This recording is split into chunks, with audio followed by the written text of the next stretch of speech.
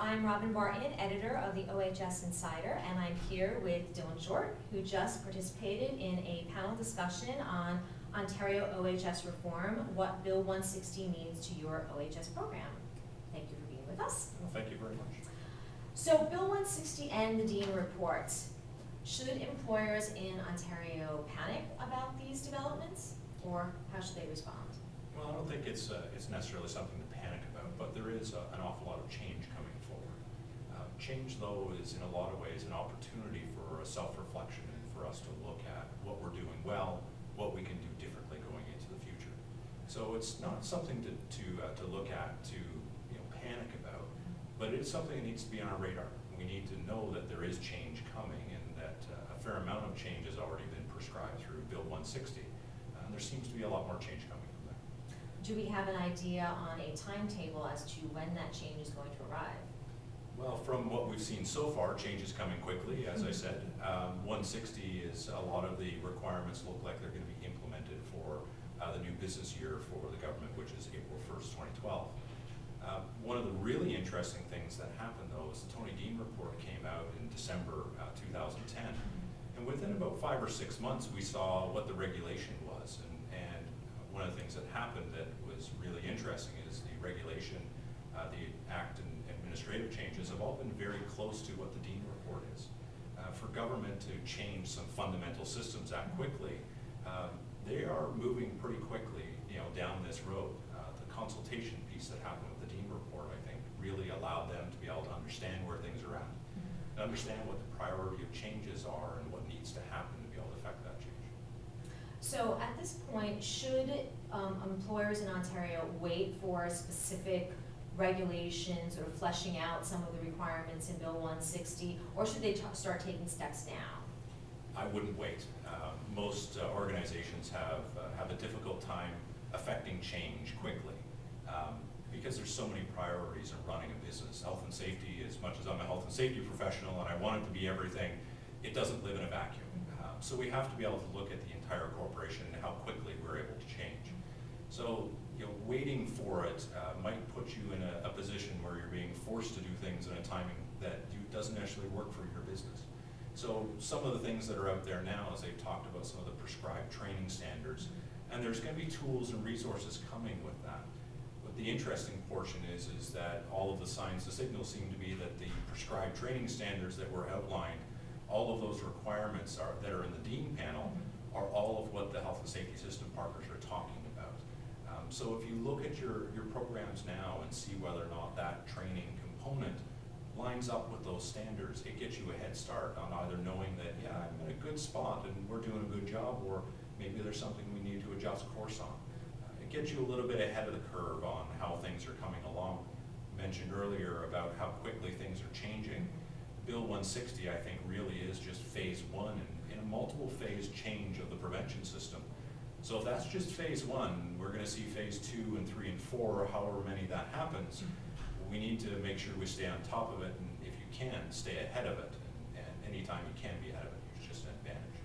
So one of the things that you would recommend then is doing essentially an audit of your current program in comparison to the Dean report recommendations, see where you have gaps, and then try and fill those gaps. Very much so. It's it is something the Dean report did do extensive consultations with management, with employers, with labor, with other interested parties, and they heard a lot of viewpoints in that. They took that into consideration when they wrote that report. Bill 160 aligns itself very closely to it. So that really is what's seeing as coming through on the content side is the Dean report. So if that's what's happening, and that seems to be what's happening from the Ministry of Labor, that then allows us to take that content and really use it as an audit tool. Use it as a matrix of comparison to say, is my program today meeting those? Right now we're in the 4th quarter of the year, which is traditionally the time of year that we start doing the plans for next year's projects and activities. So it's a good time to maybe put that in and look at doing a program review and then building out what gaps may be apparent from there. So essentially Dean report as a blueprint. Yes. Okay.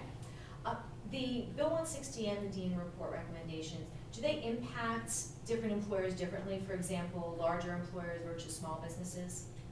Overall, I don't think that technically they're going to impact large business, small business differently. Practically? But I think practically it's going to be a big difference. Small employers really tend to fly under the radar. And that is an intention issue. That's really a practice.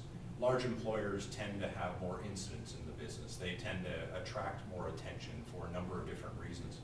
But the majority of employers in this province are small employers, have 5, 10, 15 employees. And even at 15 employees, that can be a large organization compared to a number of others.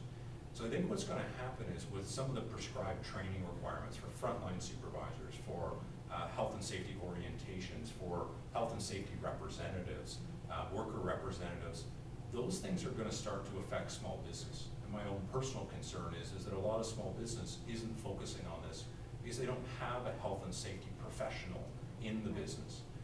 There's a number of them that they supplement it either through consultants, rarely, or it's about their own good intentions, that they build programs and they do things because it's the right thing to do. And they do manage their business really successfully. One of the impacts that may happen though with this is that because they don't know what's coming, when it becomes law and anything happens, that it gets magnified for them. So getting that information out and getting that knowledge to a small employer really is something that needs to happen. So is there anything that larger employers, particularly those that have to deal with a lot of small businesses, is there anything that they can or should be doing now to sort of facilitate getting that knowledge to the smaller businesses? One of the things that I recommend to a number of my clients is having information sessions with their small contractors. A lot of large organizations today use numbers of small contractors. I have one company that I do work with. They have 1,000 employees, so it's a big organization. They have 2,800 contractors that they deal with, and I don't even know the number of those that are different businesses. So one of the things that they're doing is actually going out and doing information sessions. Did you know this is coming? Did you know this is happening? And they're doing that in part, and we put together a really interesting way to deliver that information for them, because they don't want their contractors to have their businesses upset. They want them to be able to be proactive about some of the change, understand what's coming.